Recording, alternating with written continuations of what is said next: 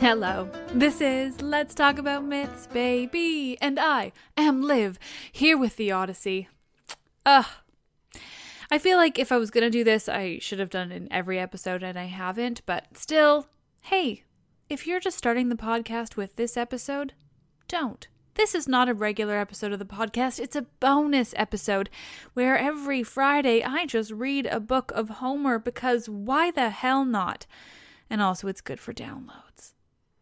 So this is a reading of Homer, and you can head on over to any one of the Roman numeraled episodes for a regular episode of this podcast, because this is about Odysseus.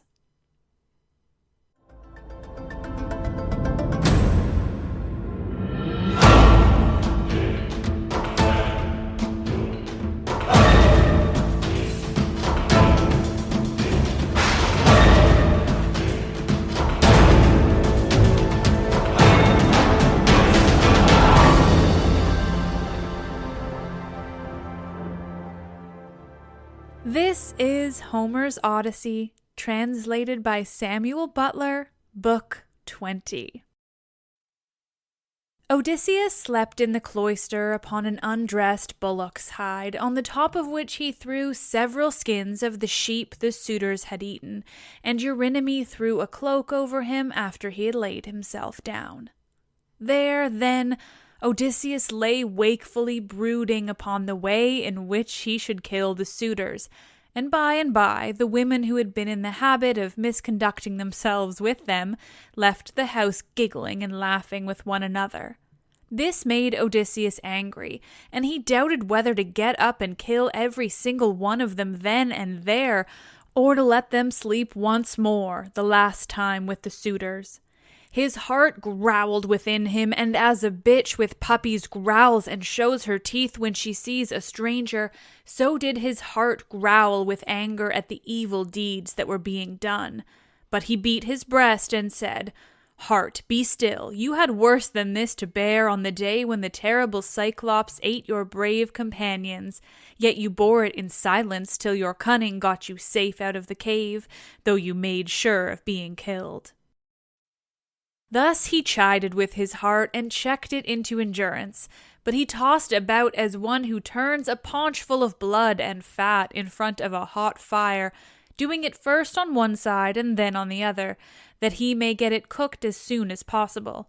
Even so did he turn himself about from side to side, thinking all the time how, single-handed as he was, he should contrive to kill so large a body of men as the wicked suitors. But by and by Minerva came down from heaven in the likeness of a woman and hovered over his head, saying, "My poor unhappy man, why do you lie awake in this way? This is your house, your wife is safe inside it, and so is your son, who is just such a young man as any father may be proud of." "Goddess," answered Odysseus, "all that you have said is true, but I am in some doubt as to how I shall be able to kill these wicked suitors single-handed, seeing what a number of them there always are. And there is this further difficulty, which is still more considerable. Supposing that with Jove's and your assistance I succeed in killing them, I must ask you to consider where I am to escape to from their avengers when it is all over." "For shame," replied Minerva. "Why, anyone else would trust a worse ally than myself, even though that ally were a mortal and less wise than I am. Am I not a goddess, and have I not protected you throughout in all your troubles? I tell you plainly that even though there were 50 bands of men surrounding us and eager to kill us, you should take all their sheep and cattle and drive them away with you. But go to sleep. It is a very bad thing to lie awake all night, and you shall be out of your troubles before long." As she spoke, she shed sleep over his eyes and then went back to Olympus. While Odysseus was thus yielding himself to a very deep slumber that eased the burden of his sorrows, his admirable wife awoke, and sitting up in her bed began to cry. When she had relieved herself by weeping, she prayed to Diana, saying, Great goddess Diana, daughter of Jove, drive an arrow into my heart and slay me, or let some whirlwind snatch me up and bear me through paths of darkness till it drop me into the mouths of overflowing Oceanus, as it did the daughters of Pandareus. The daughters of Pandareus lost their father and mother, for the gods killed them, so they were left orphans. But Venus took care of them and fed them on cheese, honey, and sweet wine. Juno taught them to excel all women in beauty of form and understanding. Diana gave them an imposing presence, and Minerva endowed them with every kind of accomplishment. But one day, when Venus had gone up to Olympus to see Jove about getting them married, for well does he know both what shall happen and what not happen to everyone, the storm winds came and spirited them away to become handmaids to the dread Erinyes. Even so, I wish that the gods who live in heaven would hide me from a mortal sight, or that fair Diana might strike me, for I would fain go even beneath the sad earth if I might do so, still looking towards Odysseus only, and without having to yield myself to a worse man than he was. Besides, no matter how much people may grieve by day, they can put up with it so long as they have sleep at night, for when the eyes are closed in slumber, people forget good and ill alike, whereas my misery haunts me even in my dreams. This very night methought there was one lying by my side who was like Odysseus as he was when he went away with his host, and I rejoiced, for I believed that it was no dream, but the very truth itself. On this the day broke, but Odysseus heard the sound of her weeping, and it puzzled him, for it seemed as though she already knew him and was by his side. Then he gathered up the cloak and the fleeces on which he had lain, and set them on a seat in the cloister. But he took the bullock's hide out into the open.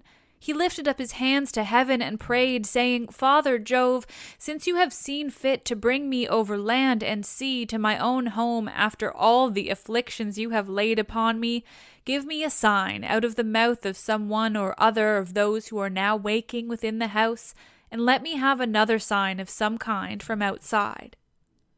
Thus did he pray. Jove heard his prayer and forthwith thundered high up among the clouds from the splendor of Olympus, and Odysseus was glad when he heard it. At the same time within the house, a miller woman from hard by in the mill room lifted up her voice and gave him another sign. There were 12 miller women whose business it was to grind wheat and barley, which are the staff of life. The others had ground their task and had gone to take their rest, but this one had not yet finished, for she was not so strong as they were, and when she heard the thunder she stopped grinding and gave the sign to her master. Father Jove, said she, you who rule over heaven and earth, you have thundered from a clear sky without so much as a cloud in it, and this means something for somebody. Grant the prayer, then, of me, your poor servant who calls upon you, and let this be the very last day that the suitors dine in the house of Odysseus. They have worn me out with labor of grinding meal for them, and I hope they may never have another dinner anywhere at all. Odysseus was glad when he heard the omens conveyed to him by the woman's speech and by the thunder, for he knew they meant that he should avenge himself on the suitors. Then the other maids in the house rose and lit the fire on the hearth. Telemachus also rose and put on his clothes. He girded his sword about his shoulder, bound his sandals onto his comely feet, and took a doughty spear with the point of sharpened bronze. Then he went to the threshold of the cloister and said to Euryclea, Nurse, did you make the stranger comfortable both as regards bed and board, or did you let him shift for himself? For my mother, good woman though she is, has a way of paying great attention to second-rate people, and of neglecting others who are in reality much better men. Do not find fault, child, said Euryclea, when there is no one to find fault with. The stranger sat and drank his wine as long as he liked. Your mother did ask him if he would take any more bread, and he said he would not. When he wanted to go to bed, she told the servants to make one for him, but he said he was such a wretched outcast that he would not sleep on a bed and under blankets. He insisted on having an undressed bullock's hide and some sheepskins put out for him in the cloister, and I threw a cloak over him myself.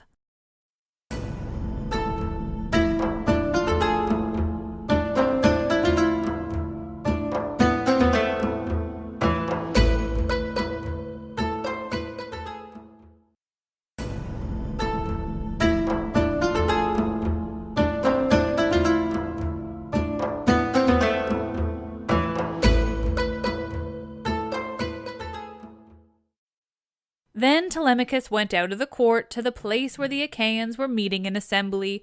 He had his spear in his hand, and he was not alone, for his 2 dogs went with him.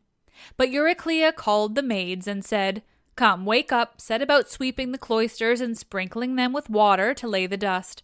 Put the covers on the seats, wipe down the tables, some of you with a wet sponge, clean out the mixing jugs and the cups, and go for water from the fountain at once. The suitors will be here directly. They will be here early, for it is feast day." Thus did she speak, and they did even as she had said. 20 of them went to the fountain for water, and the others set themselves busily to work about the house. The men who were in attendance on the suitors also came up and began chopping firewood. By and by the women returned from the fountain, and the swineherd came after them, with the 3 best pigs he could pick out. These he let feed about the premises, and then he said good-humoredly to Odysseus, "Stranger, are the suitors treating you any better now, or are they as insolent as ever?" "May heaven," answered Odysseus, "requite to them the wickedness with which they deal high-handedly in another man's house without any sense of shame." Thus did they converse. Meanwhile Melanthius the goatherd came up, for he too was bringing in his best goats for the suitors' dinner, and he had 2 shepherds with him.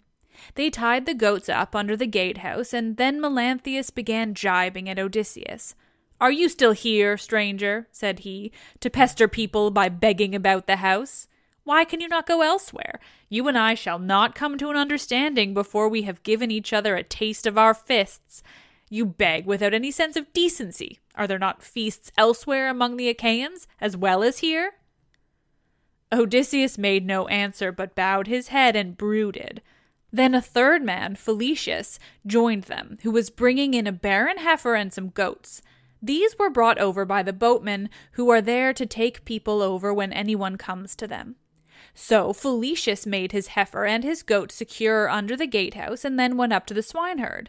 "Who, swineherd," said he, "is this stranger that is lately come? Is he one of your men? What is his family? Where does he come from?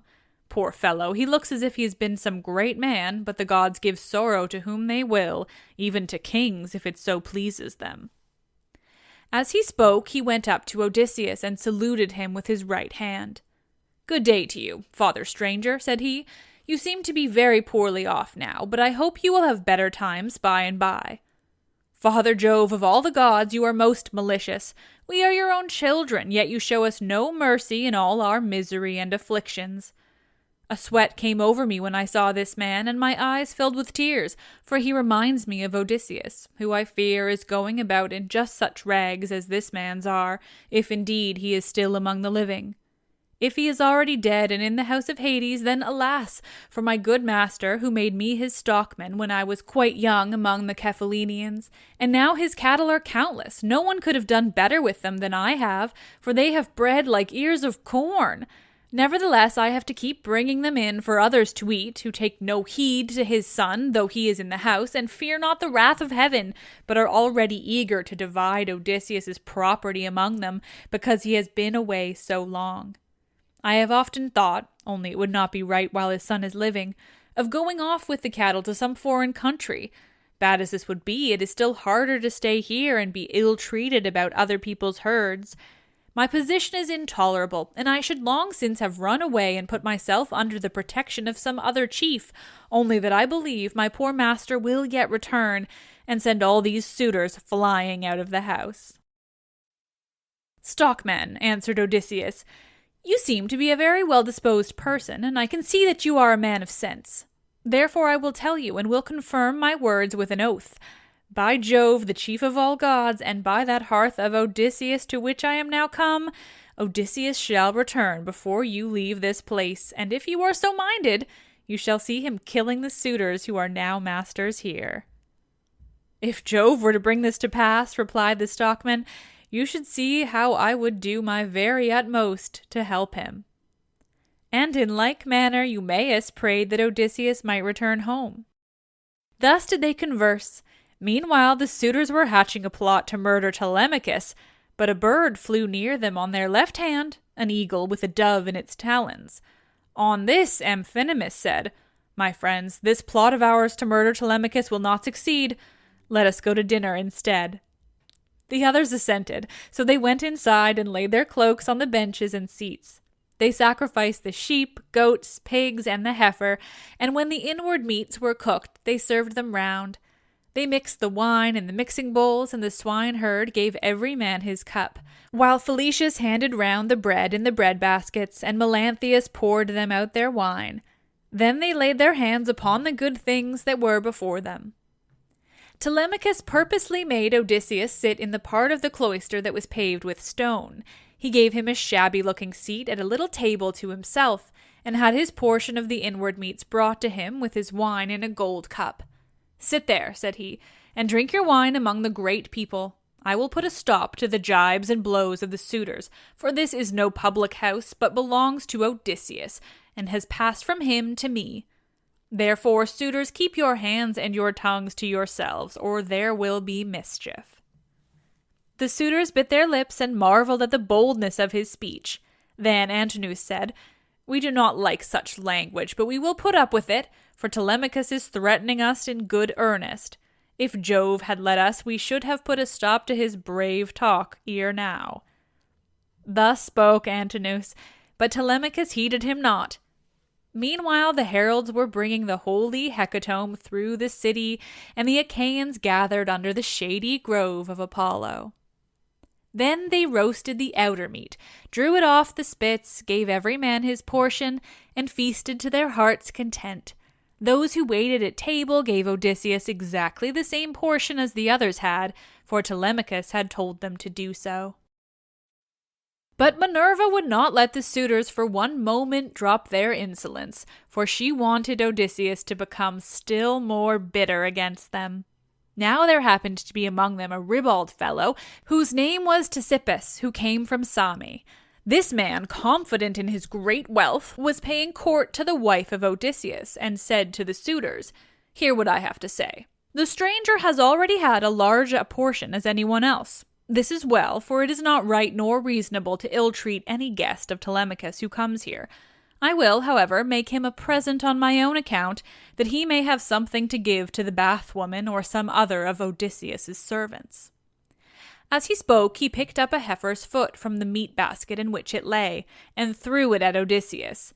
But Odysseus turned his head a little aside and avoided it, smiling grimly Sardinian fashion as he did so, and it hit the wall, not him. On this Telemachus spoke fiercely. "It is a good thing for you," said he, "that the stranger turned his head so that you missed him. If you had hit him, I should have run you through with my spear, and your father would have had to see about getting you buried rather than married in this house.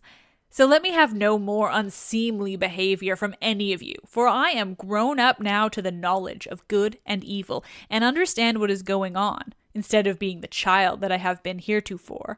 I have long seen you killing my sheep and making free with my corn and wine. I have put up with this, for one man is no match for many, but do me no further violence. Still, if you wish to kill me, kill me. I would far rather die than see such disgraceful scenes day after day, guests insulted and men dragging the women servants about the house in an unseemly way."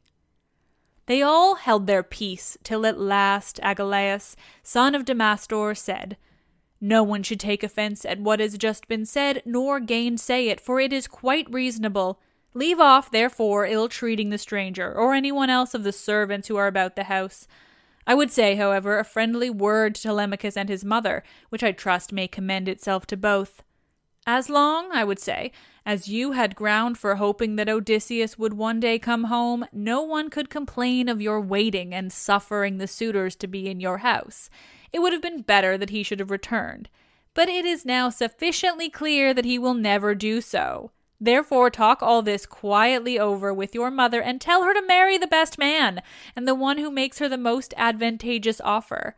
Thus you will yourself be able to manage your own inheritance, and to eat and drink in peace, while your mother will look after some other man's house, not yours."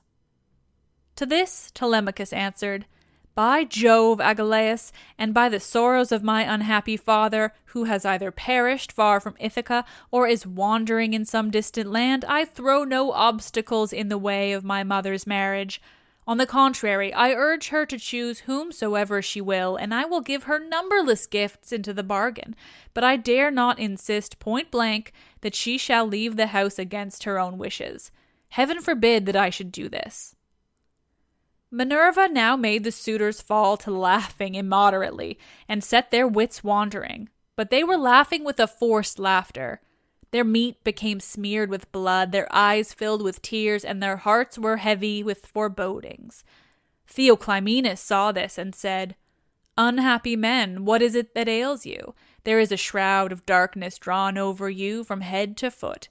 Your cheeks are wet with tears, the air is alive with wailing voices, the walls and roof beams drip blood. The gate of the cloisters and the court beyond them are full of ghosts trooping down into the night of hell. The sun is blotted out of heaven, and a blighting gloom is all over the land." Thus did he speak, and they all of them laughed heartily.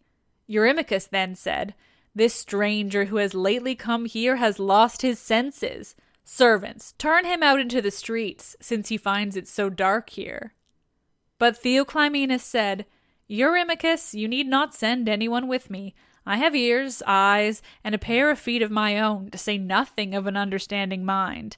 I will take these out of the house with me, for I see mischief overhanging you, from which not one of you men who are insulting people and plotting ill deeds in the house of Odysseus will be able to escape." He left the house as he spoke, and went back to Piraeus, who gave him welcome. But the suitors kept looking at one another and provoking Telemachus by laughing at the strangers.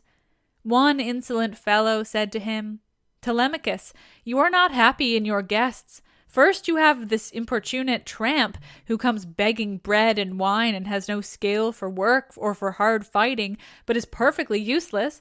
And now here is another fellow who is setting himself up as a prophet. Let me persuade you, for it will be much better to put them on board ship and send them off to sell what they will bring." Telemachus gave him no heed, but sat silently watching his father, expecting every moment that he would begin his attack upon the suitors. Meanwhile, the daughter of Icarius, wise Penelope, had had a rich seat placed for her facing the court and cloisters, so that she could hear what every one was saying. The dinner indeed had been prepared amid much merriment. It had been both good and abundant, for they had sacrificed many victims. But the supper was yet to come, and nothing can be conceived more gruesome than the meal which a goddess and a brave man were soon to lay before them, for they had brought their doom upon themselves.